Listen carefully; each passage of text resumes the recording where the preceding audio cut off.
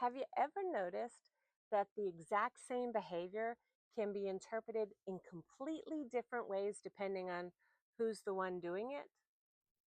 One person can speak directly and confidently, and they'll call them strong, assertive, a natural born leader. Other people will call it abrasive, arrogant, or even controlling. One person is quiet, they may be called thoughtful or reflective. But then other people will look at them and say they're withdrawn or they're not very friendly. The behavior hasn't changed. The lens through which we have viewed it has changed. Neuroscience tells us that our brains are prediction machines. We don't simply take in information objectively. Instead, our brains constantly compare new information against our past experiences, our beliefs, our biases, our emotions, and our memories.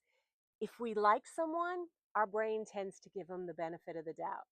But if we dislike someone or have had negative experiences with people who remind us of those experiences, then our brain starts to become very hypervigilant and they'll search for evidence to confirm our existing beliefs.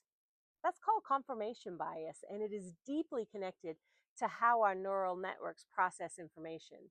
The brain is wired for efficiency, but not always for accuracy. It loves shortcuts. Once we form an opinion about someone, the brain often filters future interactions through that opinion, strengthening it over time. So, why is that important? Because genuine listening requires humility. It requires you recognizing that we are not simply hearing another person, we are hearing them through our own history, our wounds, our assumptions, our values, and our experiences.